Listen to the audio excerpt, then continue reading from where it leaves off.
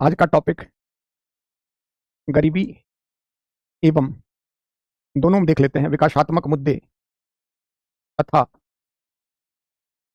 गरीबी एवं भूख से संबंधित विषय। जीएस पेपर 2 में ये स्पेसिफिक है और जीएस पेपर 1 में ये है।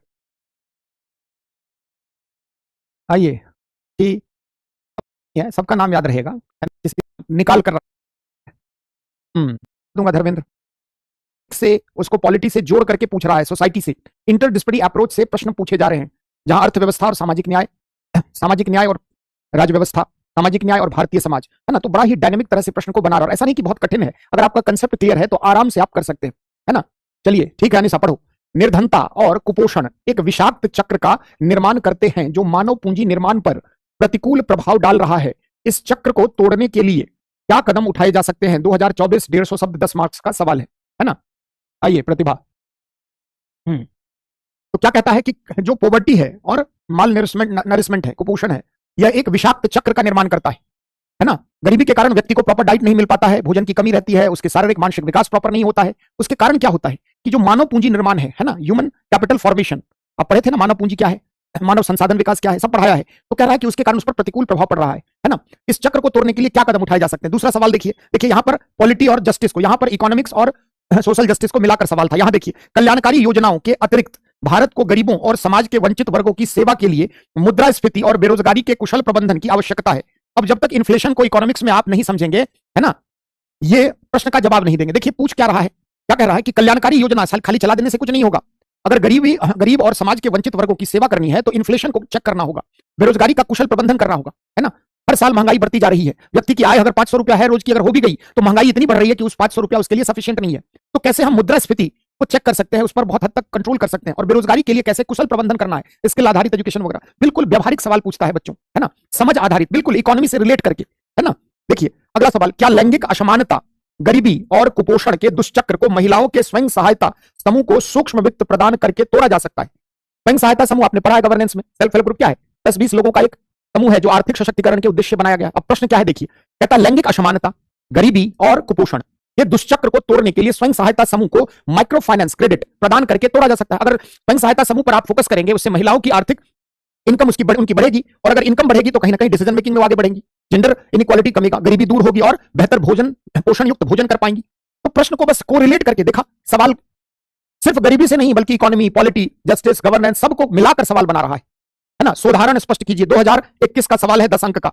आगे देखिए, केवल आय पर आधारित गरीबी का निर्धारण करने में गरीबी की आपतन और तीव्रता अधिक महत्वपूर्ण है। इस संदर्भ में नवीनतम संयुक्त राष्ट्र बहुआयामी गरीबी सूचकांक रिपोर्ट का विश्लेषण कीजिए। विशुद्ध इकोनॉमी से रिलेट कर नहीं, पूरी तरह आप मल्टी डायमेंशनल पॉवर्टी इंडेक्स आप वहां पढ़े हैं, है ना। देखिए सवाल क्या है, जस्टिस में ऐसा सवाल है। आइए दीपक परिहार और फेरहिट कोरिहन, चलिए तो क्या सवाल है, केवल आय पर आधारित गरीबी का निर्धारण करने में गरीबी का आपतन और तीव्रता, है ना, उसकी गंभीरता अधिक महत्वपूर्ण है। इस संदर्भ में बहुआयामी, तो मल्टी डायमेंशनल पॉवर्टी इंडेक्स में क्या क्या उसके 3 पैरामीटर है, आप सब पढ़े हो। सूक्ष्म वित्त, देखिए माइक्रो फाइनेंस एक गरीबी रोधी टीका है जो भारत में ग्रामीण दरिद्र की परिसंपत्ति निर्माण, एसेट फॉर्मेशन और आय सुरक्षा के लिए लक्षित है। देखिए कितना शानदार सवाल बनाया है ना। सूक्ष्म वित्त, माइक्रो फाइनेंस, माइक्रो क्रेडिट क्या कहता है, एक गरीबी रोधी टीका है, मतलब जो गरीबी को बढ़ने से रोक देता है। ऐसा टीका जैसे कोविड का हमने टीका लगाया, कोविड से सुरक्षा के लिए आपको इम्यूनिटी देता है। जो भारत में ग्रामीण दरिद्र की परिसंपत्ति निर्माण, जो ग्रामीण क्षेत्र में रहने वाले गरीब लोग हैं, उनके एसेट फॉर्मेशन, परिसंपत्तियों के निर्माण और आय की सिक्योरिटी की सुरक्षा के लिए लक्षित है। अब यह प्रश्न नहीं है, प्रश्न आगे है। स्वयं सहायता समूह की भूमिका का मूल्यांकन ग्रामीण भारत में महिलाओं के सशक्तिकरण के साथ उपरोक्त दोहरे उद्देश्यों के लिए कीजिए। मतलब स्वयं सहायता समूह क्या मूल्यांकन उनकी भूमिका का करना है, और ग्रामीण भारत में जो ऊपर 2 उद्देश्य बताया, कौन, ग्रामीण दरिद्र की परिसंपत्ति निर्माण और आय सुरक्षा, इसके लिए क्या इसका कंट्रीब्यूशन है ना। चलते हैं आगे बढ़ते हैं। इंटेंसिटी, आपतन, उच्च समृद्धि के लगातार अनुभव के बावजूद भारत के मानव विकास से के संकेतक के निम्नतम संकेतक चल रहे हैं। उन मुद्दों का परीक्षण कीजिए जो संतुलित और समावेशी विकास को पकड़ में आने नहीं दे रहा है। तो मानव विकास सूचकांक में आप सभी जान रहे हैं कि भारत का रैंकिंग क्या है, 128 से 131, यही हम पिछले 4-5 साल में आ रहे हैं, है ना। उसके 3 कंपोनेंट है, आप सभी जानते हैं। तो ये कह रहा है समावेशी विकास को पकड़ने क्यों नहीं, हमारे यहाँ क्यों एचडीआई इंडेक्स निम्न है। एक और सवाल देखिए, भारत में निर्धनता और भूख के बीच संबंध में एक बढ़ता हुआ अंतर है। सरकार द्वारा सामाजिक व्यय को संकुचित किए जाना, संकुचित मतलब कम किया जाना, है ना, उसमें कटौती किया जाना।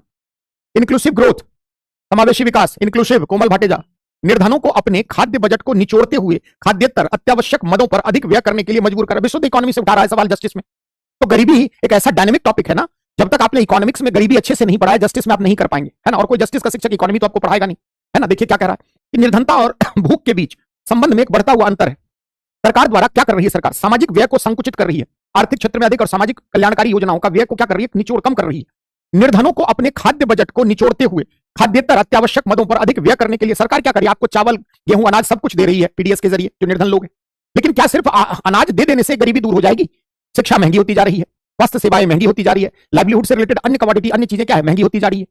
तो निर्धनों को अपने खाद्य बजट को निचोड़ते, निर्धन कैसे क्या करेंगे वो, तो जो है अपना खाद्य का बजट है ना, तो पोषण युक्त अगर भोजन चाहिए तो पैसा अधिक लगेगा, फल फ्रूट चाहिए, दूध चाहिए, जो भी चीजें हैं, पनीर चाहिए तमाम, तो वो एक पोषण युक्त भोजन नहीं ले पा रहे हैं। उसका कारण क्या है कि वे अपने पैसों की कमी के कारण खाद्य के बजट को कम करते जा रहे हैं। फालतू खर्च नहीं करना है, क्या जरूरी है, सेब खाने की क्या जरूरी है, दूध खाने की क्या जरूरी है, पनीर खाने की क्या जरूरी है, नॉनवेज खाने की, तो वो अपने खाद्य बजट को क्या कर रहे हैं, कम कर रहे हैं, है ना। और खाद्येतर आवश्यक मदों पर अधिक व्यय करने, खाद्येतर खाद्य को छोड़कर अन्य चीजें, मकान का किराया देना है, बेटे के स्कूल का, बेटी के स्कूल का फीस देना है ना, और भी जो भी जीवन से संबंधित बहुत सारी चीजें हैं। तो ये कह रहा है प्रश्न आपको, है ना। चलिए अगला प्रश्न देखिए, आप इस मत से कहां तक सहमत हैं कि भूख के मुख्य कारण के रूप में भोजन की उपलब्धता की कमी पर फोकस करने से भारत में अप्रभावी मानव विकास नीतियों से ध्यान हट जाता है। सरकार क्या कर रही है, आपको अनाज दे रही है, उसमें पोषण की मात्रा कितनी है नहीं है इस पर ज्यादा ध्यान नहीं दिया जाता है। तो क्या कह रहा है कि भूख के मुख्य कारण के रूप में भोजन की उपलब्धता की कमी, बार बार क्या कहा जाता है कि हमारे पास भोजन की का अभाव है, इसलिए सरकार योजनाओं में भोजन आपको दे रही है, लेकिन गुणवत्ता कितना पोषक तत्व उसमें है यह भी तो हमें उस पर ध्यान देना है। तो कहता है कि इस पर फोकस करने से भारत में अप्रभावी मानव विकास नीतियों से ध्यान हट जाता है, अन्य मुद्दों से ध्यान हट जाता है। सरकार क्या करती है, सिर्फ 80 करोड़ लोगों को भोजन राशन देकर सोचती है कि गरीबी दूर हो गई, ऐसा थोड़ी है, है ना। तो यही चीज आपको कह रहा है। अब तक भी भूख और गरीबी भारत में सुशासन के समक्ष सबसे बड़ी चुनौतियां है। मूल्यांकन कीजिए कि इन भारी समस्याओं से निपटने में क्रमिक सरकारों ने किस सीमा तक प्रगति की है, सुधार के उपाय सुझाइए, है ना। जैसे पिछली सरकारों ने गरीबी को लेकर क्या प्रदर्शन किया, भारत में कितने लोग गरीबी रेखा से बाहर आए, किन किन सरकारों की क्या उपलब्धियां रही।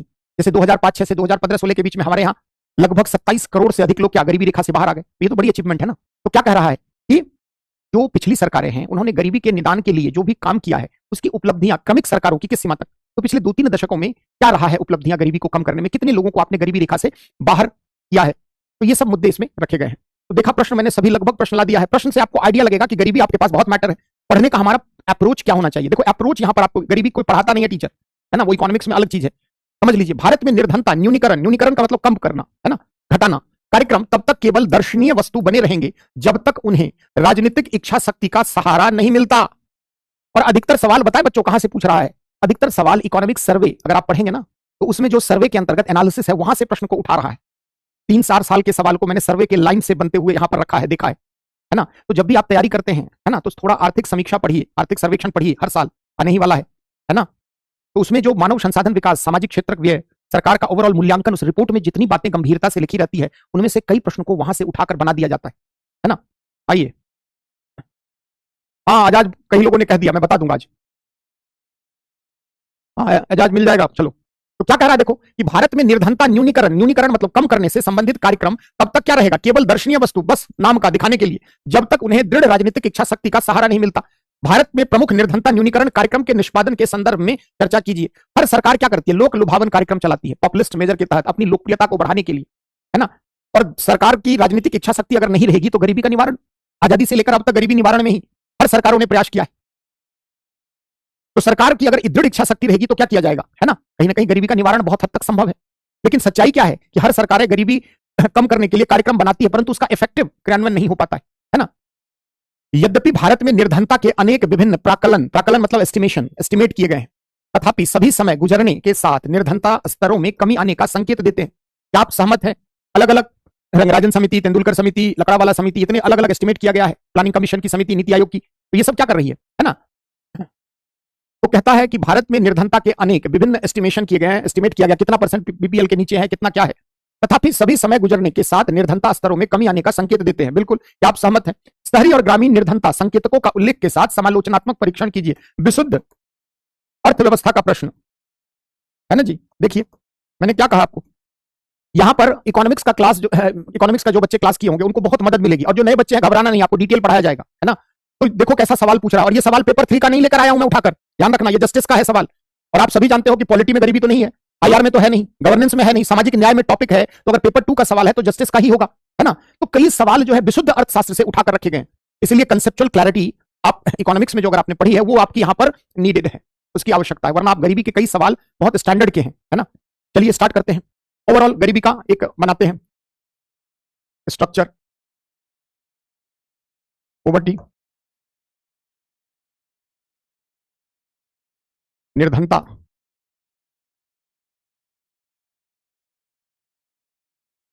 गरीबी का सामान्य आशय, गरीबी की परिभाषा,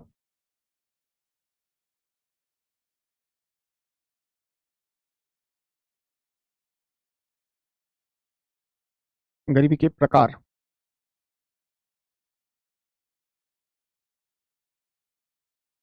गरीबी का कारण,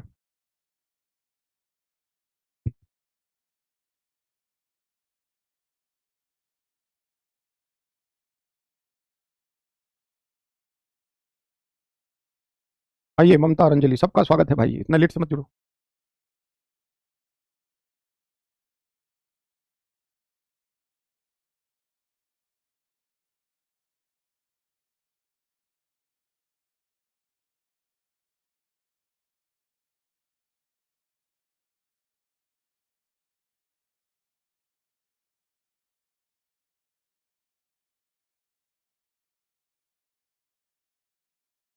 गरीबी से संबंधित इंडाइसेस आप पढ़ते हैं, प्रमुख संकेतक, MPI multi dimension poverty index, HDI direct गरीबी से नहीं है परंतु जुड़ जाता है,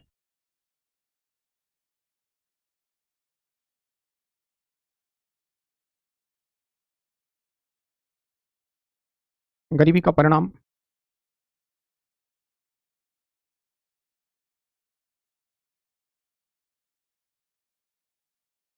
गरीबी निवारण के प्रयास अंतर्राष्ट्रीय स्तर पर,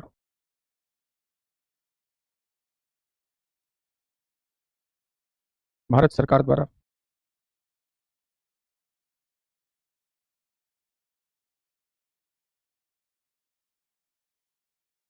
योजनागत प्रयास,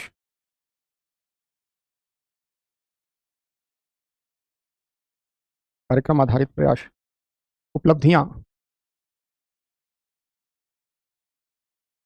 कमियां, आगे की राह,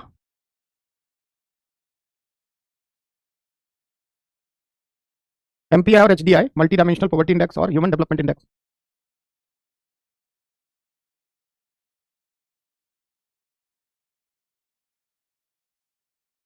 अंतर्राष्ट्रीय स्तर पर आप बता सकते हैं एसडीजी को जोड़कर आपसे सवाल पूछेगा, और स्पेसिफिकली गोल नंबर 1 और गोल नंबर 2 और गोल नंबर 10, इसके कॉन्टेक्स्ट में लक्ष्य संख्या 2, 1, 2, लक्ष्य संख्या 10, है ना।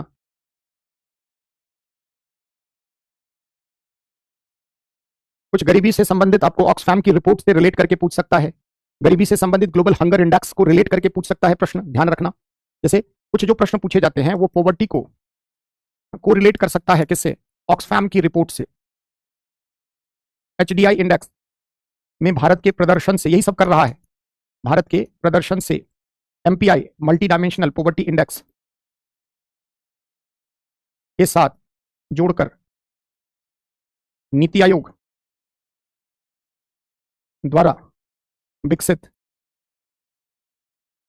एमपीआई स्टेट वाइज, राज्यवार एमपीआई इंडेक्स को, है ना, स्टेट वाइज एमपीआई इंडेक्स के आधार पर प्रदर्शन चर्चा। पॉवर्टी को आपको human development, human capital formation के साथ, कैपिटल फॉर्मेशन के साथ जोड़ करके, यही सब नया ट्रिक अपना रहा है, पॉवर्टी को हंगर के साथ जोड़ करके, पॉवर्टी को गॉप्ट पॉलिसी के साथ। मैं आपको बता रहा हूं तरीका, के साथ अलाइन करके, संरेखित करके,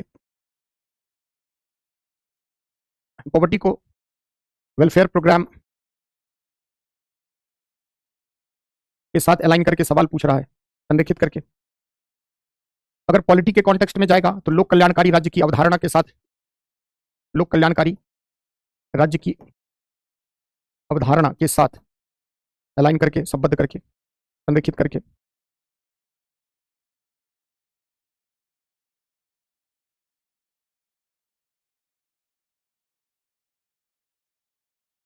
ना, ऑक्सफैम रिपोर्ट से पूछ सकता है ना। तो ये यही तरीका, अप्रोच जो है प्रश्न का, है ना, वो क्या है ये आप समझ पाइए। इकोनॉमिक सर्वे आ जाएगा नेक्स्ट मंथ, जनवरी में आ जाएगा, बजट से पहले आ जाता है, 1 फरवरी को है तो उससे पहले ही आ जाएगा।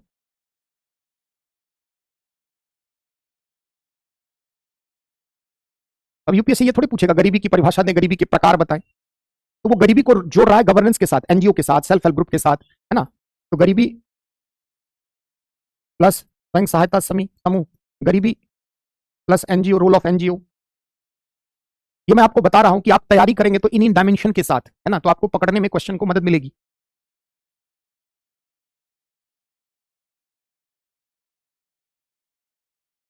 है ना, अगर ये आप अप्रोच को अगर आप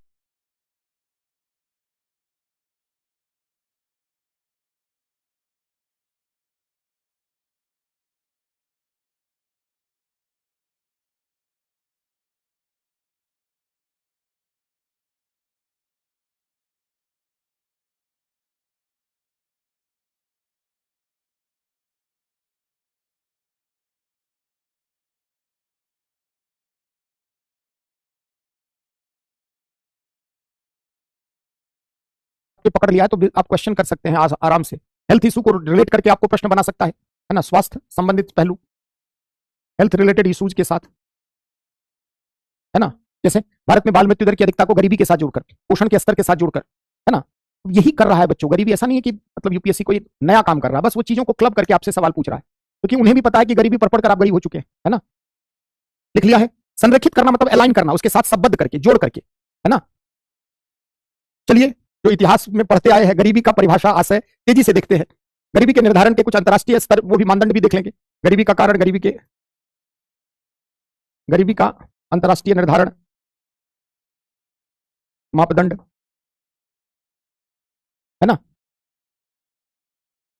देखो, यूपीएससी में जितने आपको सजग रहोगे, जितने आपको इंटरडिसिप्लिनरी अप्रोच से पढ़ने की आदत होगी, चीजों को आप किस, कोई भी घटना घटित होती है उसका एक सामाजिक आयाम है, उसका एक आर्थिक आयाम है, उसका एक राजनीतिक आयाम है, उसका एक नीति शास्त्रीय आयाम है ना। तो अगर आप किसी भी घटना के विभिन्न डायमेंशंस को समझते हैं तो आप यूपीएससी में आपको उत्तर लिखने में दिक्कत नहीं आएगी, है ना। अब इकोनॉमी सर्वे में क्या क्या आता है, पूरे भारत सरकार का जो समीक्षा रहती है आर्थिक पहलुओं की, सामाजिक पहलुओं की, है ना। अब देखो, गरीबी की हम सामान्य परिभाषा क्या देते हैं कि गरीबी एक ऐसी स्थिति को बताता है जिसमें कोई भी व्यक्ति जीवन की न्यूनतम या बुनियादी आवश्यकताओं की प्रतिपूर्ति में सक्षम नहीं हो पाता। यानी गरीबी एक ऐसी अवस्था का सूचक शब्द है जिसके कारण कोई भी व्यक्ति जीवन की बुनियादी या न्यूनतम आवश्यकताओं को पूरा कर पाने में असमर्थ होता है। तो सामान्यतः गरीबी को हम आर्थिक प्रघटना के रूप में अधिक देखते हैं, है ना। जितने भी अर्थशास्त्री हैं वो गरीबी के आर्थिक आयाम की चर्चा करते हैं और उनकी नजर में गरीबी मुख्यतः एक आर्थिक प्रघटना है, इकोनॉमिक फेनोमेना है। जबकि सच्चाई क्या है कि गरीबी सिर्फ आर्थिक प्रघटना नहीं है, बल्कि गरीबी एक सामाजिक आर्थिक प्रघटना है। किसी भी समाज का स्वरूप, संस्कृति का स्वरूप, ये भी गरीबी को जिम्मेदार बनाता है, यानी गरीबी के निर्धारण में महत्वपूर्ण भूमिका निभाता है। तो गरीबी की सामान्य परिभाषा अलग अलग विद्वानों ने, लेकिन कई अर्थशास्त्री हैं जो गरीबी के सामाजिक एंगल की भी बात करते हैं। जैसे अगर हम प्रोफेसर अमर्त्य सेन की बात करें तो अमर्त्य सेन साहब कहते हैं कि गरीबी का मतलब सिर्फ इनकम का अभाव या लो इनकम नहीं है, बल्कि यह डिप्रीवेशन है, जो एक व्यक्ति में सामर्थ्य है, क्षमता है, उससे वंचना। यानी अमर्त्य सेन की परिभाषा कहती है कि गरीबी का आशय सिर्फ आय की कमी या निम्न आय नहीं, अपितु यह जो बुनियादी सामर्थ्य है, क्षमता है, उससे वंचना की स्थिति को बताता है। यानी अमर्त्य सेन का कहना है कि बुनियादी सामर्थ्य क्षमता क्या है, सिर्फ आय की कमी ही नहीं, बल्कि शिक्षा, स्वास्थ्य, एक बेहतर जीवन की गुणवत्ता, उन जीवन के लिए जो भी मूलभूत दशाएं हैं, उनसे वंचना को हम गरीबी कहते हैं। यानी उनकी परिभाषा है कि poverty refers to the deprivation of basic capacities rather than merely low income. यानी सिर्फ न्यूनतम आय या निम्न आय की कमी को हम गरीबी के रूप में न देखकर गरीबी को हम बुनियादी सामर्थ्य या क्षमताओं से वंचना के रूप में परिभाषित करें। तो गरीबी की परिभाषा अलग अलग विद्वानों ने अपने संदर्भ में की है और अधिकतर का क्या मानना है कि गरीबी जो है वो एक आर्थिक प्रघटना है, जबकि सच्चाई है कि गरीबी एक सामाजिक आर्थिक प्रघटना है। इसके कई पहलू हो सकते हैं, है ना। मोटे तौर पर दुनिया में गरीबी को हम 2 प्रकारों में विभाजित करते हैं। कौन कौन? एक निरपेक्ष गरीबी, दूसरा सापेक्ष गरीबी, एब्सोल्यूट पॉवर्टी, है ना, और रिलेटिव पॉवर्टी। ये आपने पढ़ा होगा, तेजी से हम लोग संक्षिप्त में चर्चा कर लेते हैं। तो एब्सोल्यूट पॉवर्टी वही डेफिनेशन है जो गरीबी की है।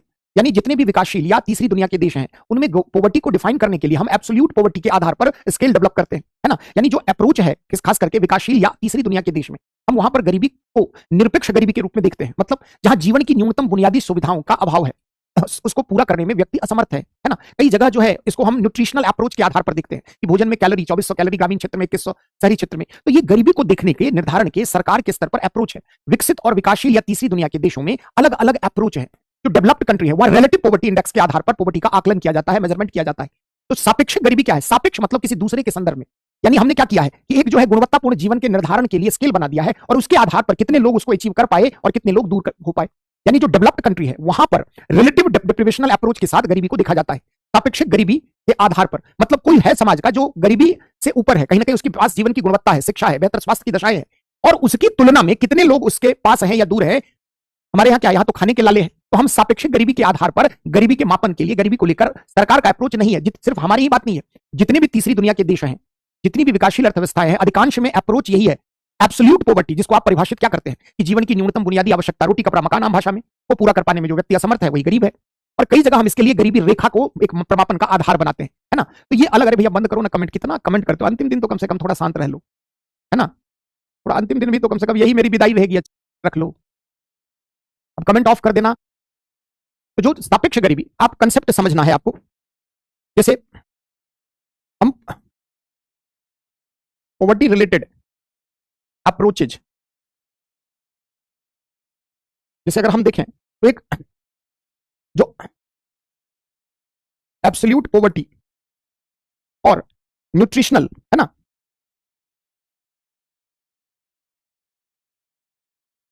न्यूट्रिशनल अप्रोच, इसके आधार पर गरीबी का निर्धारण कहा किया जाता है। कहां? तीसरी दुनिया के देश। तीसरी दुनिया के देश ब्रैकेट में लिख देता हूं, अल्प विकसित, गरीब देश, है ना, और विकासशील, डेवलपिंग। और जो एक अप्रोच है रिलेटिव पॉवर्टी, ये अप्रोच कहां है? डेवलप्ड कंट्री का है, विकसित देशों का है। तो रिलेटिवली, अगर हम इसको ऐसे कहें तो रिलेटिवली डेप्रिवेशनल अप्रोच, हिंदी में कहें तो सापेक्षिक वंचना, सापेक्षिक वंचना, उपागम। अब इसके आधार पर किस देश में, तो जितने भी डेवलप्ड कंट्री हैं, विकसित देशों में, है ना, क्योंकि वहां जीवन की गुणवत्ता क्या है? बेहतर है ना, जीवन की गुणवत्ता बेहतर है। तो वहां पर हम तुलनात्मक, रिलेटिवली डेप्रिवेशनल, कितने लोग हैं जिनके पास ये सब है और कितने लोग, हमारे यहां तो भोजन के लाले ही हैं। तो हम सापेक्षिक अवधारणा विकासशील या तीसरी दुनिया के देशों में ऐसा नहीं होता है ना।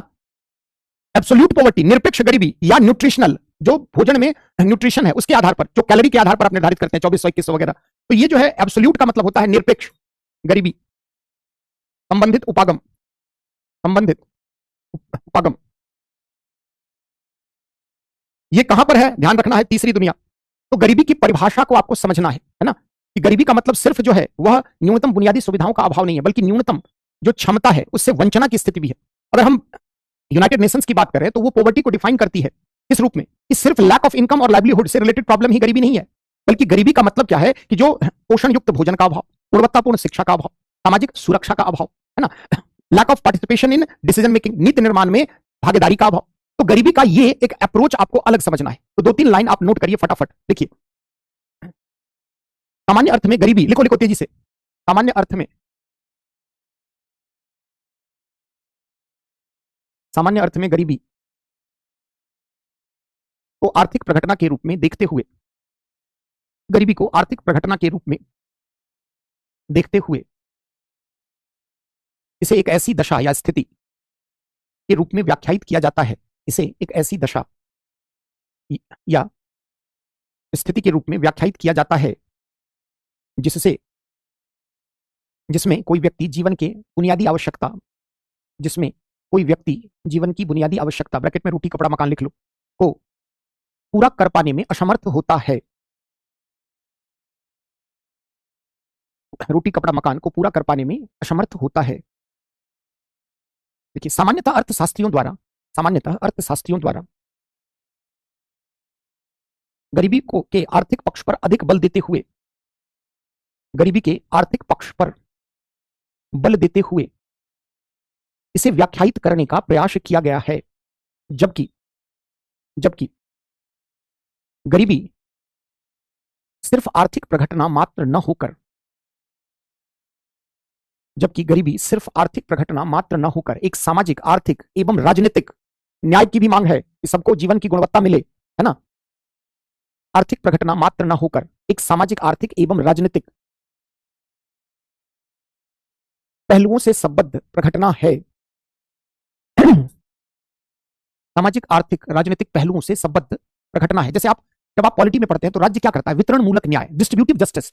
मान लीजिए कोई व्यक्ति अपनी क्षमता से बहुत कमा रहा है, राज्य उस पर कर का आरोपण क्यों करता है? यह न्याय की मांग है कि जो वितरणात्मक न्याय, डिस्ट्रीब्यूटिव जस्टिस हमें प्रदान करना है, सभी को विकास के लाभों में भागीदार बनाना है ना। तो जो राज्य का यह प्रयास है कि सामाजिक, आर्थिक, राजनीतिक न्याय, है ना, सभी नागरिकों के समक्ष उसका वितरण करना है। तो वितरणात्मक न्याय जो है, डिस्ट्रीब्यूटिव जस्टिस है, वो क्या कहता है कि सामाजिक, आर्थिक विषमता नहीं होनी चाहिए कि एक जो है वो रोल्स रॉयस से चले और एक के पास आने के लिए भी कुछ ना हो। तो ये डिस्ट्रीब्यूटिव जस्टिस जो है उससे संबंधित पहलू भी है। सिर्फ पॉवर्टी को आप आर्थिक चश्मे, नजरिए, दृष्टिकोण से न देखें, है ना। क्यों राज्य लोक कल्याणकारी राज्य जो है वो सामाजिक, आर्थिक न्याय की प्रतिपूर्ति के लिए कार्य करता है? क्यों आप directive principles of state policy पढ़ते हैं? जैसे आप पॉलिटी में आप पढ़ते हैं ना, फंडामेंटल राइट पहला जो है राजनीतिक न्याय, तो अध्याय 3 आप पूरी तरह से राजनीतिक न्याय की बात करता है। लेकिन अध्याय 4 में जैसे ही आप आते हैं वो क्या कहता है? सामाजिक, आर्थिक लोकतंत्र, सामाजिक, आर्थिक न्याय के लिए। तो गरीबी को बच्चों सिर्फ आप आर्थिक चश्मे से, आर्थिक नजरिए से, आर्थिक दृष्टिकोण से न देखें, है ना। गरीबी को एक सामाजिक, आर्थिक, राजनीतिक पहलुओं से संबद्ध प्रघटना के रूप में देखा जाए, क्योंकि हर राज्य का यह दायित्व है कि अपने हर नागरिकों के सामाजिक, आर्थिक, राजनीतिक कल्याण के लिए कार्य करे, न्याय के लिए कार्य करे। तो राज्य क्यों कर का आरोपण करता है? राज्य क्यों लोगों को अनाज फ्री में देता है? राज्य क्यों अधिक कमाने वाले पर टैक्स लगाता है? राज्य क्यों बुनियादी आवश्यकताओं की पूर्ति के लिए कार्य करता है, शिक्षा, स्वास्थ्य? तो राज्य को भी पता है कि आर्थिक विकास के कारण कहीं ना कहीं सामाजिक, आर्थिक विषमता बढ़ती है। एक तरफ जीडीपी ग्रोथ रेट आपका बढ़ रहा है, दूसरी तरफ ऑक्सफैम की रिपोर्ट क्या बता रही है कि 1% भारतीयों के पास 40% भारतीयों के इतना पैसा है, धन है।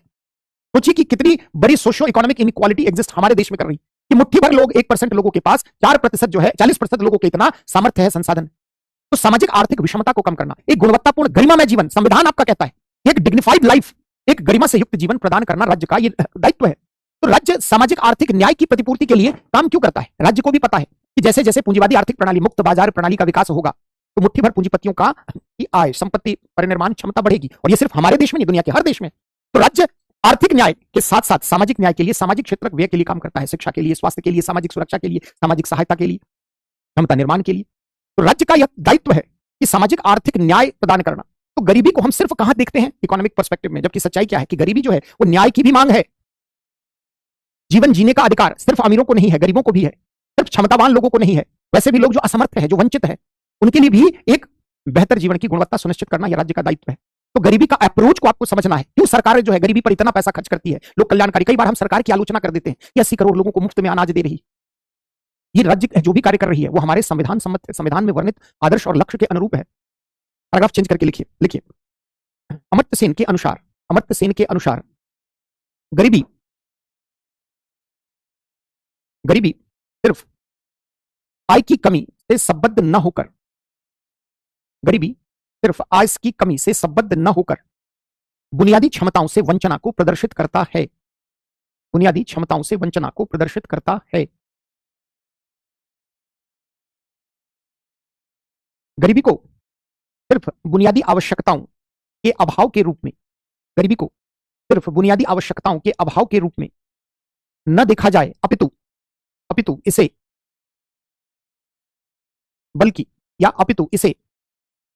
सामाजिक जीवन में व्यक्ति की भागीदारी तथा उसकी उत्तरजीविता, सर्वाइवल के संदर्भ में देखा जाना चाहिए। उसकी उत्तरजीविता, सर्वाइवल के संदर्भ में देखा जाना चाहिए। देखिए, संयुक्त राष्ट्र संघ के अनुसार गरीबी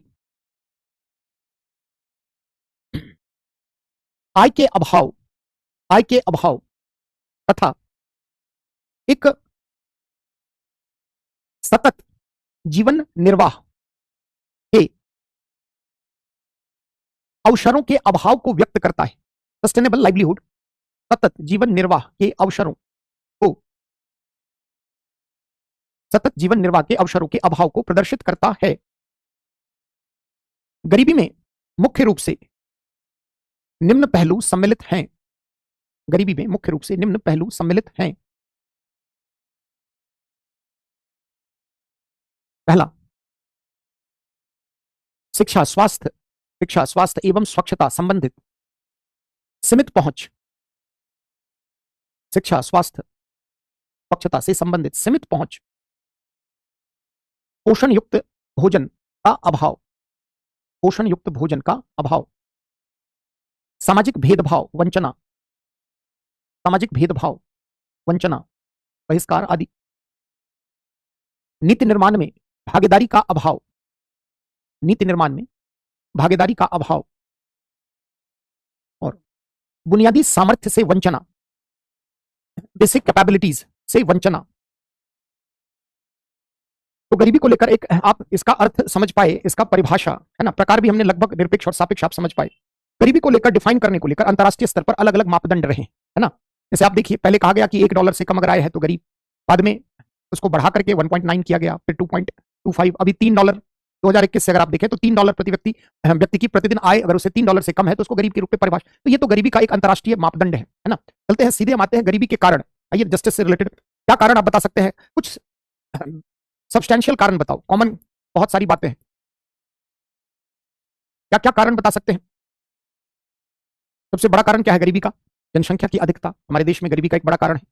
दूसरा, संसाधनों का असमान वितरण, है ना। जो भी हमारे देश में क्षमतावान लोग हैं उनके पास संसाधनों का केंद्रीकरण मुट्ठी भर लोगों के हाथों में है, उसका एक समानुपातिक वितरण नहीं हो पाया है। और हम क्या कह सकते हैं गरीबी का कारण? परंपरागत समाज की प्रवृत्ति, धार्मिक प्रवृत्ति, लोगों में भाग्यवादी दृष्टिकोण, है ना। शिक्षा, स्वास्थ्य एवं अन्य जीवन की बुनियादी आवश्यकताओं से वंचना, है ना। गरीबी का कारण दृढ़ राजनीतिक इच्छा शक्ति का अभाव। हर सरकार ने गरीबी को अपना एक उद्देश्य बनाया, नारा बनाया, लेकिन सच्चाई क्या है कि इस दिशा में इफेक्टिव दृढ़ राजनीतिक इच्छा शक्ति के अभाव के कारण भी हमारे यहाँ गरीबी का कारण क्या है? कृषि प्रधान आर्थिक संरचना हमारी जो रही है, मूलतः हमारी कृषि प्रधान आर्थिक संरचना रही है ना। करप्शन, बिल्कुल, भ्रष्टाचार, भाई भतीजावाद जिसको आप क्या कह सकते हैं, है ना। सामाजिक जीवन में जाति, धर्म, प्रजाति, जेंडर के आधार पर डिस्क्रिमिनेशन, है ना। हाँ, कृषि पर निर्भरता, तो ये तो बहुत कॉमन है, आप पढ़ते आ रहे हैं तेजी से कुछ 5-6। तो सबसे पहला कारण हम लिख सकते हैं जनसंख्या की अधिकता, शिक्षा, स्वास्थ्य एवं जीवन से संबंधित बुनियादी सुविधाओं का अभाव।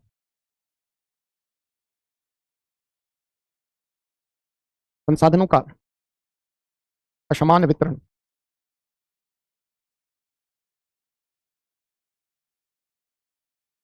या इसको ऐसे भी लिख सकते हैं कि संसाधनों का केंद्रीकरण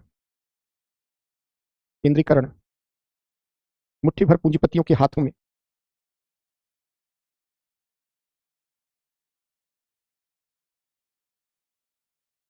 सामाजिक जीवन में जाति, धर्म, प्रजाति, जेंडर आदि के आधार पर भेदभाव। हाँ, कृषि आधारित अर्थव्यवस्था। हम्म हम्म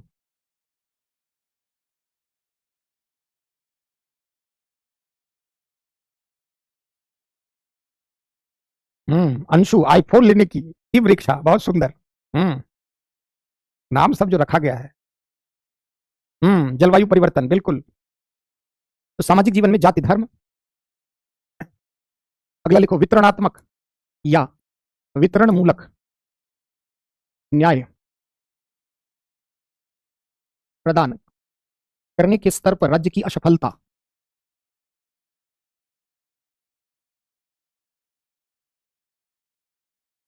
अधिकारों, सामाजिक, आर्थिक, शैक्षणिक, राजनीतिक से वंचना।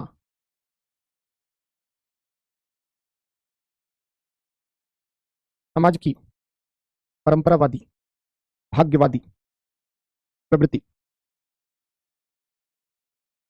कृषि पर आबादी के बड़े भाग की निर्भरता,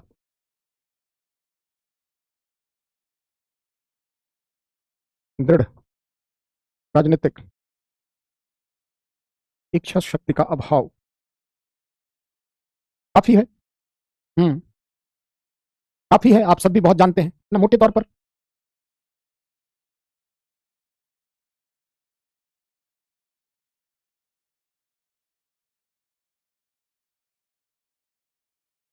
हाँ, जलवायु परिवर्तन, प्राकृतिक आपदा वगैरह, चलिए काफी है। तो ओवरऑल आपने क्या समझा कि पॉवर्टी का कोई एक डायमेंशन नहीं है ना, ये मल्टी डायमेंशन कंसेप्ट है। अगर अभी तक आप समझें तो गरीबी ये एक बहुआयामी बहुआयामी अवधारणा है ना, और इसके डायमेंशन, इसके बहुआयामी विमाएं हैं, डायमेंशंस हैं। चाहे इसके सामाजिक डायमेंशन आप देख सकते हैं, इसके आर्थिक डायमेंशन है, इसके राजनीतिक, शैक्षणिक, अलग अलग इसकी विमाएं हैं, डायमेंशन है। हाँ, पूंजीवाद, बाजारवाद कह सकते हैं। काफी दिखावे की संस्कृति। हाँ हाँ,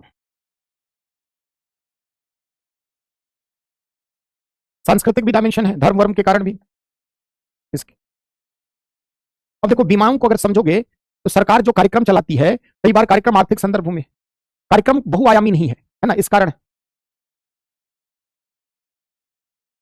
हम्म 2021 से $3 का कंसेप्ट आ गया है ना, समय समय पर यह परिवर्तित होता रहा। 90 के दशक में कहा गया है ना कि $1 से कम अगर आप कमाते हैं तो आप गरीबी रेखा से नीचे माने जाएंगे। वर्तमान में यह $3 है 2021 से, यानी 90 के दशक में कहा गया $1 कम, 2005 में कहा गया $1.25 कमाते हैं उससे कम तो आप गरीब हैं।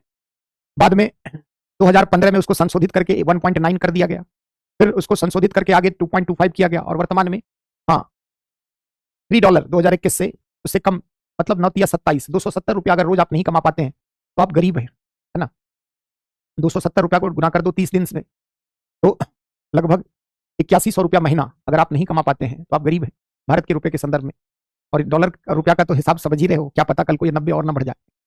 चलिए, तो गरीबी का कारण और आयाम ये समझना आपको जरूरी है। हम सिर्फ आर्थिक आयाम पर ही, और यूपीएससी यही कर रहा है, उसके आर्थिक, सामाजिक, पॉलिटिकल हर डायमेंशन को क्लब करके, है ना। बाजार एक सामाजिक संस्था कैसे है, कैसे बाजार एक सामाजिक संस्था है? क्या बाजार में जाकर आप सिर्फ सामान खरीदते हैं चले आते हैं? आपका एक सोशल नेटवर्क नहीं होता है, दुकानदार के यहाँ बैठ करके गप्पाबाजी नहीं करते हैं आप, दुकानदार आपकी और किसी काम में मदद नहीं कर देता है ना। लोग किसको सिर्फ, चलिए आइए तेजी से देखिए फटाफट, इन सब टॉपिक में कुछ दम नहीं है। तो गरीबी के परिभाषा, प्रकार, गरीबी का कारण, गरीबी का अंतरराष्ट्रीय मापदंड, गरीबी का कारण, गरीबी से संबंधित प्रमुख संकेतक, उम्मीद करता हूं कि आप, है ना, इसको अच्छे से पढ़े होंगे। इकोनॉमिक्स में 2 संकेतक, एचडीआई इंडेक्स और मल्टी डायमेंशनल पॉवर्टी इंडेक्स।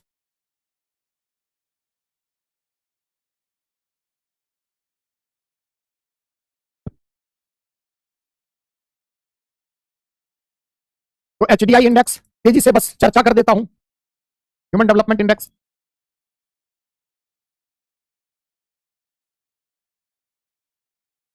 देखो 1950 से लेकर 80 के दशक तक यह माना जाता था कि गरीबी मूलतः आर्थिक अवधारणा है ना, और आय के आधार पर गरीबी के निर्धारण के लिए प्रयास होता था।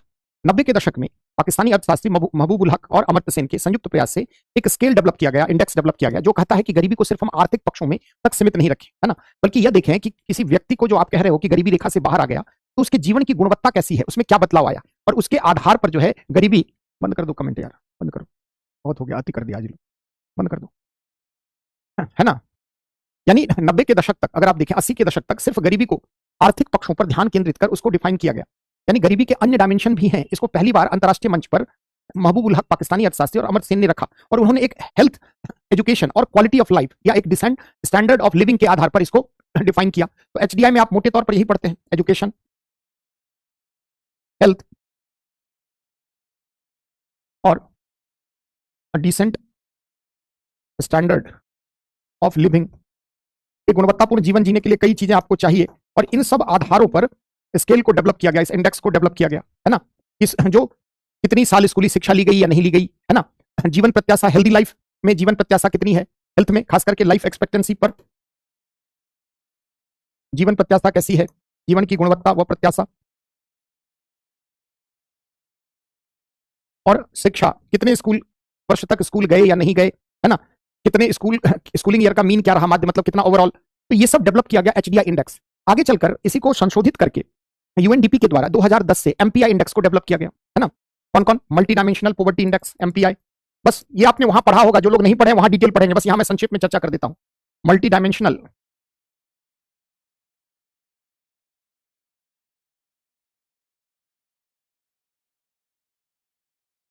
पॉवर्टी इंडेक्स, जिसको आप हिंदी में कहते हैं बहुआयामी निर्धनता सूचकांक,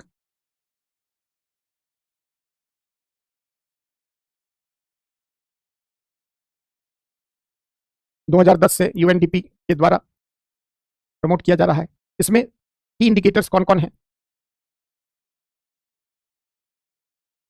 वही चीज है, इसमें कुछ उसको संशोधित किया गया। हेल्थ, एजुकेशन और एक बेहतर गुणवत्तापूर्ण जीवन के लिए क्या चाहिए? कुछ चीजें चाहिए, है ना। तो स्टैंडर्ड ऑफ लिविंग के लिए क्या चाहिए? कच्चा मकान है कि पक्का मकान है या नहीं है, टॉयलेट है कि नहीं, कुकिंग के लिए क्या पैटर्न है, ये सब तमाम बातें इसमें शामिल की गई। तो स्टैंडर्ड ऑफ लिविंग के लिए कुछ स्टैंडर्ड ऑफ लिविंग से संबंधित बहुत सारी चीजें, किस मकान में आप रहते हैं, कितने पक्का मकान है या कच्चा मकान है, पेयजल स्वच्छ है या नहीं है, सैनिटेशन है, तमाम ये सब बातों को रख करके की इंडिकेटर्स बनाया गया। और अभी अधिकांश पूरी दुनिया में मल्टी डायमेंशनल पॉवर्टी इंडेक्स के आधार पर हम गरीबी का प्रमापन करते हैं। नीति आयोग भी state wise multi dimensional poverty index के आधार पर चीजों को देखता है ना। तो ये दो स्केल इससे रिलेटेड हैं, जिसको आप इकोनॉमिक्स में डिटेल पढ़ेंगे। आते हैं सीधे हम, गरीबी का परिणाम क्या है और इसके निवारण के क्या प्रयास हुए हैं। तो गरीबी का परिणाम क्या होता है, बताइए कमेंट करके। गरीबी के दुष्परिणाम, उत्पादकता प्रभावित होती है, जनसंख्या वृद्धि होती है ना। मानव संसाधन विकास के स्तर पर समस्या आती है, मानव पूंजी के सृजन के स्तर पर पोषण युक्त भोजन का अभाव हो जाता है ना। गरीबी के कारण संसाधनों का संकट उत्पन्न होता है। तो ये सब गरीबी के दुष्परिणाम है, और खास करके पोषण और भूख, इससे जोड़ करके ज्यादा प्रश्न आपसे पूछ रहा है, तो उस कॉन्टेक्स्ट में आप ज्यादा सोच सकते हैं।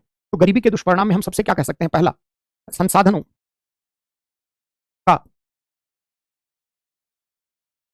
समुचित दोहन नहीं, उत्पादकता, सामाजिक व आर्थिक उत्पादकता प्रभावित,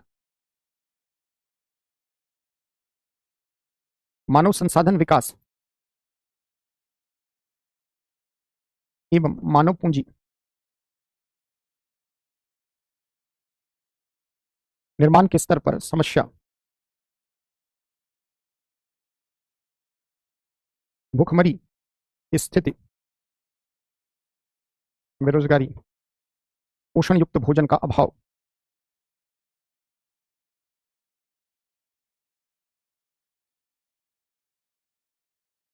हाँ। तो आप ये सब बता सकते हैं, इतना ये सब पढ़ा है, तेजी से देखो फटाफट, है ना। संसाधनों का समुचित दोहन नहीं हो पाता है। सामाजिक आर्थिक राजनीतिक न्याय में बाधक, बिल्कुल। सामाजिक बहिष्करण अपवर्जन, सामाजिक अपवर्जन बहिष्करण एक ही बात है, इंग्लिश एक्सक्लूजन। सामाजिक आर्थिक शैक्षणिक न्याय व विकास बाधक, बाधित।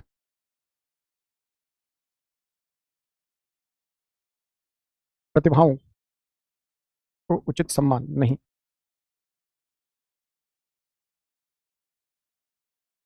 बच्चों से उनका बचपन छीना जाना,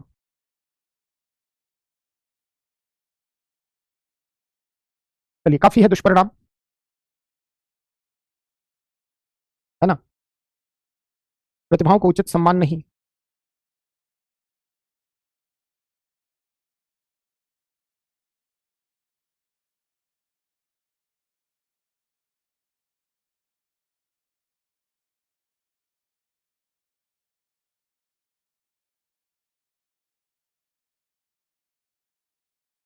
निवारण के प्रयास क्या हुए हैं? तो इसमें गरीबी निवारण के प्रयास वैसे लिख ही दिया है। अंतर्राष्ट्रीय स्तर पर पहले एमडीजी, मिलेनियम डेवलपमेंट गोल्स, सहस्त्रावधि विकास लक्ष्य 2000 से 2015 में गोल नंबर 1, गरीबी एवं भूखमरी का अंत, अंत। अभी एसडीजी थोड़ा ज्यादा वो है,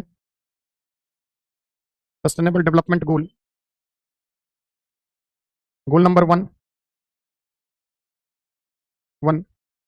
गरीबी को कम करना, 2030 तक आधी गरीबी करना, रैशनल है ये थोड़ा। भूखमरी का अंत, गोल नंबर 10, असमानताओं को कम करना।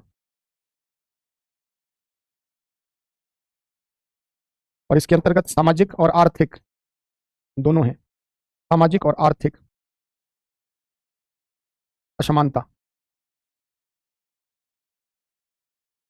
अंतर्राष्ट्रीय स्तर पर। तो गोल नंबर 1 to 10 इन सबसे जोड़ करके बच्चों सवाल पूछेगा, है ना, ध्यान रखना, पूछ रहा है सवाल यहां से। जैसे कहेगा कि भारत सरकार द्वारा गरीबी उन्मूलन के लिए सतत विकास लक्ष्यों के अनुरूप क्या कार्य किया गया है ना, अनुरूप क्या कार्य किया गया है।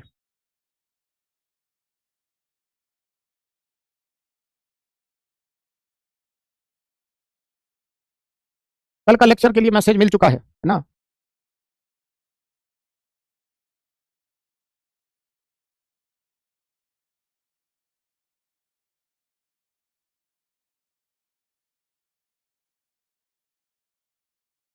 जैसे एसडीजी में गोल नंबर 1 को अगर आप डिफाइन करेंगे तो जैसे एमडीजी में 90 के गरीबी स्तर से आधा कम करने का लक्ष्य रखा गया था, है ना।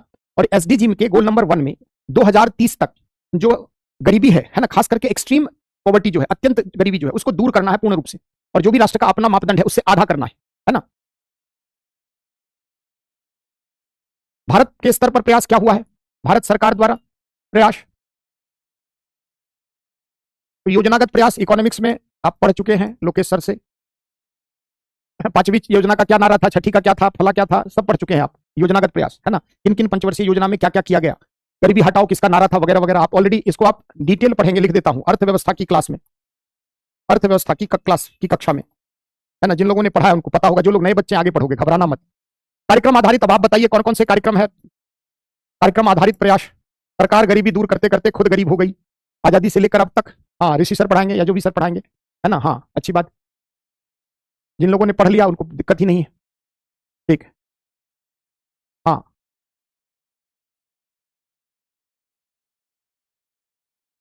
बताइए आप सभी योजनाओं का नाम, कार्यक्रमों का, दीनदयाल, मनरेगा, राष्ट्रीय खाद्य मिशन।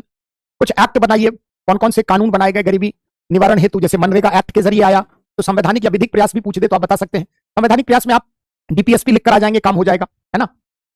हाँ, गवर्नमेंट के एफर्ट्स में, जैसे गवर्नमेंट ने गरीबी के निवारण के लिए अलग अलग कार्यक्रम आधारित प्रयास को कैटेगराइज अगर आप करें, इसको अलग अलग मदों में कैटेगराइज कर सकते हैं। जैसे कुछ कार्यक्रम जो है वह है रोजगार सृजन से संबंधित, कुछ कार्यक्रम जो हैं वह क्षमता निर्माण से संबंधित है, कुछ कार्यक्रम जो हैं वह सामाजिक आर्थिक सुरक्षा से संबंधित है, कुछ कार्यक्रम बुनियादी आवश्यकताओं की पूर्ति से संबंधित है, और कुछ कार्यक्रम जो है वह जनसंख्या, सभी जुड़ जाएगा, नियंत्रण से संबंधित है, कुछ कार्यक्रम जो है अलग अलग, कुछ वेज एम्प्लॉयमेंट प्रोग्राम है ना। जैसे रोजगार सृजन के लिए आप लिख सकते हैं मनरेगा, काम के बदले अनाज योजना। क्षमता निर्माण में जितनी भी शिक्षा से संबंधित, कौशल विकास से संबंधित आप बता सकते हैं, है ना। सामाजिक व आर्थिक सुरक्षा में आप राष्ट्रीय सामाजिक सहायता कार्यक्रम बता दीजिए, राष्ट्रीय सामाजिक सहायता कार्यक्रम। पेंशन से जितने, इंदिरा गांधी वृद्धावस्था, इंदिरा गांधी दिव्यांग, तमाम अटल पेंशन। बुनियादी आवश्यकता में जवाहर, इस रोजगार में जवाहर रोजगार योजना लिख सकते हो, जवाहर रोजगार योजना। यहां पर पीएम आवास ग्रामीण, इंदिरा गांधी पहले भी नाम हुआ करता, पीएम आवास लिख सकते हैं। बारामासी सड़कें वगैरह। जनसंख्या नियंत्रण के लिए 50 कार्यक्रम चल रहे हैं, परिवार कल्याण कार्यक्रमवादी। आजीविका की सुरक्षा के लिए बहुत सारे कार्यक्रम हैं, है ना। जैसे दीनदयाल। बुनियादी आवश्यकता में पीडीएस आप लिख सकते हैं, सार्वजनिक वितरण प्रणाली, अंत्योदय लिख सकते हैं, काफी है आप सब। अंत्योदय अन्न योजना, मेरे से ज्यादा आप सबको पता है। खाद्य, राष्ट्रीय खाद्य सुरक्षा मिशन वगैरह आप डाल सकते हैं। गरीबी से संबंधित 20 सूत्री कार्यक्रम रहा। लैंड रिफॉर्म्स भी गरीबी उन्मूलन के लिए है ना, तो वो भी डाल सकते हैं। भूमि सुधार संबंधित, भूमि सुधार से संबंधित कार्यक्रम काफी है। चलिए, उपलब्धियां हमारी क्या रही है, कमियां क्या है। उपलब्धियां अगर आप देखिए तो भारत में आजादी के समय हमारी 60% से भी अधिक आबादी गरीबी रेखा से नीचे थी। अचीवमेंट हमारी अगर आप देखें तो एमपीआई इंडेक्स के आधार पर 2005-6 से लेकर 2015-16 के बीच में 271 मिलियन यानी 27 करोड़ 27.10 करोड़ लोग हमारे यहां बिलो पॉवर्टी लाइन से बाहर हो गए, गरीबी रेखा से बाहर। जैसे भारत सरकार की रिपोर्ट अगर आप देखें तो उसमें कई रिपोर्ट कहती है कि 14% हमारे यहां लोग बीपीएल हैं, बीपीएल गरीबी रेखा से नीचे, कई रिपोर्ट 21%, कई रिपोर्ट 19%, है ना।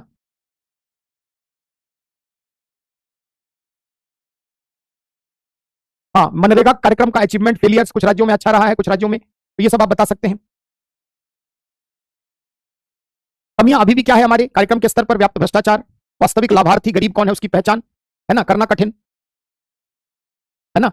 तो कमियां हमारी क्या रह गई ओवरऑल? अगर आप देखें हमारी कमियां, सच्चाई क्या है कि गरीब के निर्धारण का कोई भी प्रामाणिक स्केल हमारे पास अभी भी नहीं है। गरीबी के निर्धारण का कोई भी प्रामाणिक स्केल, इंडेक्स, संकेतक का अभाव, अलग अलग आधार पर वास्तविक गरीब की पहचान कठिन, वास्तविक गरीब लाभार्थी की पहचान कठिन। योजनाएं जो चल रही है गरीबी निवारण, उसके कार्यक्रम के क्रियान्वयन के स्तर पर भ्रष्टाचार, कमियां, कार्यक्रम के क्रियान्वयन के स्तर पर भ्रष्टाचार, कमियां आदि। चलिए अब थोड़ा सा भूख से संबंधित विषय देख लेते हैं, है ना, भूख से संबंधित विषय।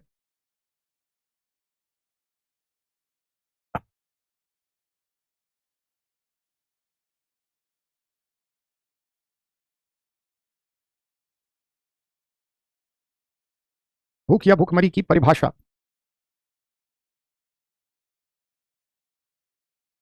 इसका कारण, फिर पोषण के विभिन्न स्वरूप, कुपोषण, अल्प पोषण,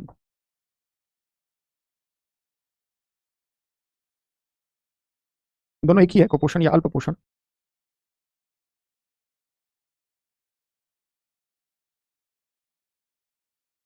अल्प पोषण या कुपोषण, अति पोषण, पोषण के स्तर में सुधार की पहल, और थोड़ा जीएचआई ग्लोबल हंगर इंडेक्स में भारत का प्रदर्शन, इसकी चर्चा कर लेते हैं, है ना। फटाफट बनाइए, तेजी से देखते हैं।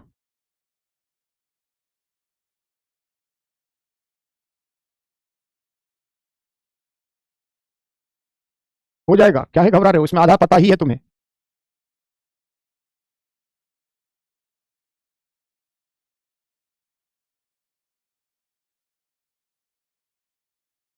इसे हम भूखमरी को परिभाषित कैसे करते हैं? भूख का मतलब क्या है? जैसे आप हंगर को जब डिफाइन करते हैं,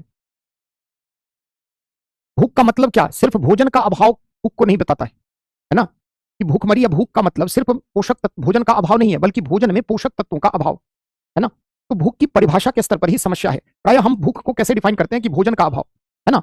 अब आप सोचिए कि सरकार 80-82 करोड़ लोग को भोजन के लिए पीडीएस के तहत अनाज दे रही है, उसके बाद भी हमारे देश का जीएचआई रैंकिंग में प्रदर्शन इतना खराब क्यों है? हमारे बच्चों में माल नरिशमेंट, कुपोषण की समस्याएं अधिक है ना, स्टंटिंग, वेस्टिंग, तमाम समस्याएं अधिक है ना। उसका मतलब, उसका कारण क्या है कि जो भोजन हम उन्हें प्रदान कर रहे हैं उनमें पोषक तत्वों का अभाव है। सिर्फ मोटे अनाज आप प्रदान कर दें और भोजन में प्रोटीन ना हो, उसमें विटामिन नहीं हो, उसमें अन्य जो भी मैक्रोन्यूट्रिएंट्स हैं अगर वो ना हो, सिर्फ उनको मोटे अनाज आप उपलब्ध करा दें, इसका मतलब ये भूख का अंत नहीं है। भूख की परिभाषा ही बड़ी अलग है ना। पोषक युक्त, बिल्कुल पोषक युक्त भोजन का अभाव बताता है भूख को, न कि सिर्फ भोजन का अभाव। सिर्फ मान लीजिए किसी को आप चावल अवेलेबल करा दे, है ना, किसी तरह चावल के साथ कुछ भी खा लीजिए, भोजन का उपलब्धता थोड़ी है। भोजन का मतलब संतुलित आहार, है ना, पोषण युक्त आहार, है ना। सिर्फ इस प्रकार की भोजन हम कोई भी फॉर्म हो उसको उपलब्ध करा दें, ये नहीं है। तो भूखमरी को लेकर एक सामान्य धारणा हमारे यहाँ क्या है कि भूख का मतलब क्या है? सिर्फ भोजन का अभाव, ऐसा नहीं है। हमारे देश में अब स्थिति, परिदृश्य बदल चुका है।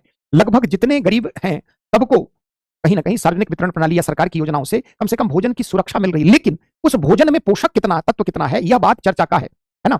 लिखिए, नोट करिए भूखमरी। देखिए, भूखमरी का आशय या भूख का आशय सिर्फ, है ना, भूख का आशय सिर्फ भोजन के अभाव से नहीं है, अपितु सिर्फ भोजन के अभाव से नहीं है, अपितु यह एक बेहतर पोषण स्थिति, बल्कि यह एक बेहतर पोषण स्तर या स्थिति से जुड़ा हुआ है। अर्थात भूख का आशय सिर्फ भोजन का अभाव न होकर भोजन में पोषक तत्वों का अभाव से है। अर्थात भूख का आशय सिर्फ भोजन का अभाव न होकर पोषण युक्त भोजन, ऐसे लिख सकते हैं, वो या भोजन में पोषक तत्वों के अभाव से है।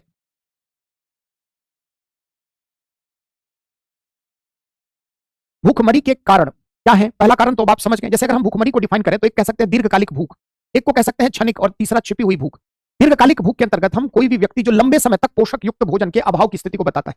जैसे हमारे यहाँ बहुत सारे गरीब बच्चे जो हैं वो लंबे समय तक, या गरीब व्यक्ति जो हैं उनके लंबे समय तक उनके भोजन में पोषक तत्वों का अभाव है, यानी जो उनकी ऊर्जा, आहार जो उनका है वह उनके एनर्जी रिक्वायरमेंट को फुलफिल कर पाने में कैपेबल नहीं है। कुछ भी खा लेते हैं परंतु ये नहीं ध्यान दिया जाता कि उसमें पोषण तत्व कितना है ना। यानी ये जो है, जैसे दीर्घकालिक भूख हम किसको कहते हैं? भूख का ऐसा स्वरूप जहां एक व्यक्ति जो है वो लंबे समय तक पोषण युक्त भोजन, जो उतनी ऊर्जा जो उसके शरीर की रिक्वायरमेंट है उसको पूरा कर पाने में जो अभाव है ना, तो जो दीर्घकालिक भूख हम कहते हैं उसका मतलब ये है। एक है क्षणिक भूख, अस्थायी खाद्य सुरक्षा आप उनको दे देते हैं परंतु स्थायी रूप से आप उनको नहीं दे पाते, है ना। तो भूख के कारण क्या है ना, लिखिए। भूख के कारण पॉइंट फॉर्म में लिखो, 5-7 पॉइंट तेजी से लिखो। अरे इतना कमेंट करते हो, सच में इरिटेट कर रखा है एकदम। क्या बोलूं, शिक्षक को कुछ बुरा नहीं कहना चाहता, सच में एकदम हद हो यार। देखिए भूखमरी का कारण निम्न है। पहला,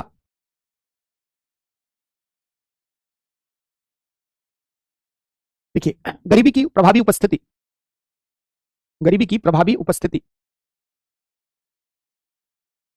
सामाजिक आर्थिक विषमता के कारण, सामाजिक आर्थिक भेदभाव लिख लो, सामाजिक आर्थिक भेदभाव, कृषि के कारण खाद्यान्न संकट, कृषि के कारण, कृषि के क्षेत्र में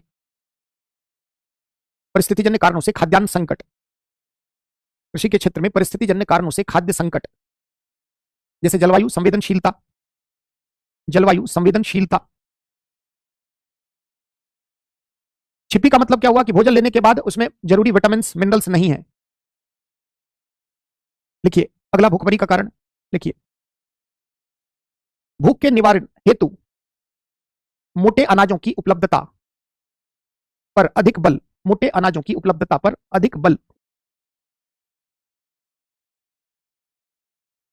पोषण से संबंधित लैंगिक अंतराल, बेटा को दूध दिया जाएगा, बेटी को नहीं दिया जाएगा। पोषण से संबंधित लैंगिक अंतराल, गैप। जलवायु संवेदनशीलता, जलवायु संवेदनशीलता। देखिए समाज के स्तर पर प्रचलित खान पान का रवैया,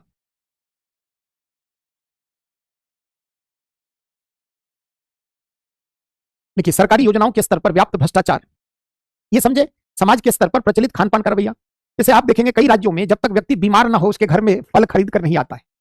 कहीं कोई व्यक्ति किसी से मिलने जाता है ना, वहां पर फल लेकर जा रहा है। अगर कोई व्यक्ति पूजा त्योहार उत्सव को छोड़कर फल खरीदारी करा, इसका मतलब किसी का घर में कोई बीमार है। कुछ कैसा मिसकंसेप्शन है, परसेप्शन हमारे यहाँ है कि लोग जब बीमार हो तो फल खाएं, बीमार हो तो उनको दूध दिया जाए, उनको हॉर्लिक्स दिया जाए, तमाम, है ना। ये बताता है कि समाज के स्तर पर पोषक तत्व को लेकर समाज का क्या सोच है, दृष्टिकोण है ना। यानी जब तक व्यक्ति बीमार ना हो फल नहीं खाता, है ना। पोषक तत्व, देश के कई राज्यों में सब्जी, हरी सब्जी के नाम पर आलू टमाटर, आलू सोयाबीन, आलू, है ना, दूर दूर तक हरी सब्जी में हरापन नहीं दिखेगा आपको। ये क्या बताता है? फूड पैटर्न, है ना।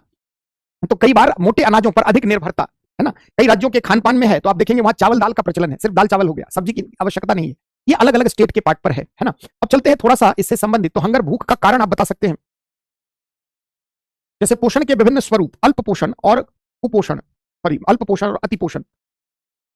पोषण के विभिन्न स्वरूप, और जिस राज्य से मैं बिलोंग करता हूं वहां ये ज्यादा मैंने देखा है ना, कि फल फ्रूट का प्रचलन ही नहीं है। जो स्थानीय फल है वो खा लेंगे, लेकिन जाकर बाजार फल खरीद कर लाएंगे और फिर खाएंगे, ये कंसेप्ट वहां नहीं है ना। पूर्वांचल और बिहार, वहां पर ये पैटर्न ज्यादा है। पश्चिमी उत्तर प्रदेश में फल का प्रचलन बहुत ज्यादा है, दिल्ली में बहुत अधिक, अन्य राज्यों में बहुत अधिक, है ना। हाँ, तो पोषण के विभिन्न स्वरूप, एक है अल्प पोषण और दूसरा क्या है? अति पोषण। अति पोषण आवश्यकता से अधिक पोषण, लेकिन यहां भी संतुलित आहार नहीं है, जैसे इसके कारण आप मोटापा देखते हैं। अल्प पोषण कि भोजन में पोषक तत्वों का व्यापक अभाव, व्यापक अभाव। यहां पर क्या है? अति पोषण में कार्बोहाइड्रेट्स,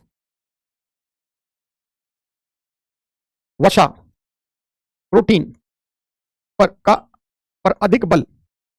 आज आप देखिए हमारे यहाँ के बच्चे पिज्जा, बर्गर, चाउमीन, है ना कहीं जो जंक फूड है इसके प्रचलन के कारण हमारे देश में पोषण के स्तर पर, है ना, एक समस्या अति पोषण की देखी जा रही है। हाँ, गरीबी के कारण ही वो फूड पैटर्न है। हाँ, पैसा अधिक रहता है, बिल्कुल मानता हूं ये बात। तो अल्प पोषण मतलब भोजन में पोषक तत्वों का अभाव, और इसके कारण कई हमारे बच्चे जो हैं उनमें बौनापन की समस्या है, मानसिक मंदता, मानसिक रूप से मंद है, स्टंटिंग, वेस्टिंग, भार में कमी, आयु के अनुरूप शारीरिक विकास नहीं, भार में कमी। तो अल्प पोषण और कुपोषण इसको आप कह सकते हैं, या अतिपोषण। अतिपोषण आवश्यकता से अधिक कार्बोहाइड्रेट्स, तमाम चीजें, वसा, जंक फूड वगैरह, है ना।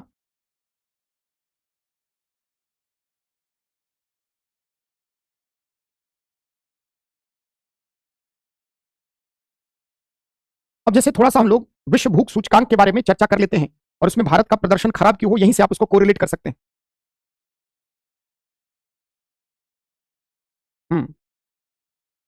जैसे ग्लोबल हंगर इंडेक्स, इसमें भारत का प्रदर्शन खराब है। जैसे 2024-25 का देखें तो 102वें स्थान पर भारत है, जो सीरियस कैटेगरी में से रखता है। 2024 में 105वां स्थान भारत का था, है ना। यानी कहीं ना कहीं भारत का की स्थिति बहुत खराब है। जैसे इस इंडेक्स के 4 इंडिकेटर हैं जिसके आधार पर ग्लोबल हंगर इंडेक्स निकाला जाता है राष्ट्रों का। जैसे पहला है मालनरिशमेंट, कुपोषण, कुपोषित, और खास करके सभी अंडर 5 होता है। अंडर 5 बाय डिफॉल्ट है 5 वर्ष से कम उम्र के बच्चों का, है ना। तो इसमें क्या, कुपोषित बच्चों की संख्या,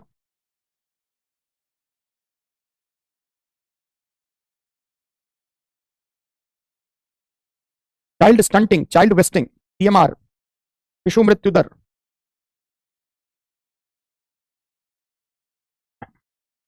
चाइल्ड स्टंटिंग, चाइल्ड वेस्टिंग, भार में कमी, लंबाई,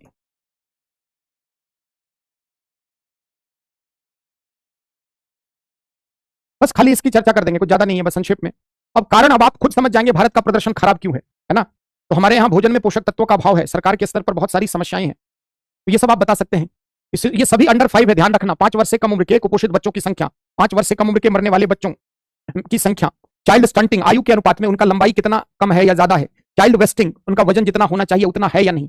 हमारे यहाँ समस्या और भी है, एनीमिया, रक्ताल्पता से हमारे अधिकांश बच्चे जूझ रहे हैं, तो ये गंभीर स्थिति को बताता है ना। तो इसके समाधान के लिए भारत सरकार कई कार्यक्रम चला रही है। उन सब कार्यक्रम के बारे में आप कई जगह पढ़ते हैं। जैसे आप देखिए, मिड डे मील स्कीम की जगह राष्ट्रीय पोषण अभियान, राष्ट्रीय पोषण अभियान बड़ा एक कार्यक्रम है, या पोषण 2, पीएम पोषण 2.0, तो ज्यादा ये नेशनल न्यूट्रिशन मिशन है ना, ये थोड़ा इंपॉर्टेंट है ना। तो बस इसको आप देख लीजिए। सरकार ने बहुत सारे अन्य प्रयास भी किए हैं, जैसे पीडीएस में अब सरकार जो है वह पोषण स्तर का भी ध्यान रखते हुए कई जगह सोयाबीन, कई जगह अलग अलग, सीडीएस जो आईसीडीएस चल रहा था, इंटीग्रेटेड चाइल्ड डेवलपमेंट स्कीम के तहत भी अब बच्चों के शारीरिक मानसिक विकास पर ध्यान दिया जाता है ना। चलिए, तो ये सब थोड़ा भूख से संबंधित विषय है, इसको आप देख लेंगे, है ना। अब आप सबसे विदा लेने का वक्त आ गया है। बहुत बहुत धन्यवाद, थैंक यू वेरी मच। मेरे तरफ से आप सबको शुभकामनाएं, अच्छा करें, अच्छे तरीके से तैयारी करें, है ना। अनुशासित बने, निष्ठा समर्पण के साथ यूपीएससी की तैयारी करें। असफलता से घबराए नहीं, किसी का प्री नहीं हुआ कोई बात नहीं, अगले साल होगा, है ना। यूपीएससी के रिक्वायरमेंट को समझे, है ना। हाँ, जन्मदिन की शुभकामनाएं, जूनी शरद, ठीक है। चलिए बच्चों, बहुत बहुत धन्यवाद आप सबका, है ना। यूपीएससी के छात्र को मोटिवेशन की जरूरत नहीं होती, है ना। बस मैं एक ही बात कहता हूं कि एग्जामिनी आपको बनना है, स्टूडेंट अच्छा नहीं बनना है। पूरे सिलेबस का थरली एनालिसिस करिए, है ना, अच्छे से तैयारी करिए, समग्र आंखें खोल कर रखिए, घटनाक्रम को विभिन्न पहलुओं के साथ जोड़ने की कला विकसित कीजिए। उत्तर लिखने, सबसे गुरु मंत्र अगर मेरा एक ही है, लिखते लिखते आईएएस बन जाओ। इतना सवाल लिखो, रोज 4-5 क्वेश्चन लिखो, है ना, रोज 5 सवाल लिखो, कोई आपको नहीं रुकेगा। सबको मेरा ढेर सारा आशीर्वाद। प्रिया, प्रियंका, स्वामी जी, स्वीटी, सूरज सिंह, नावेद, हुसैन, सूरज सिंह।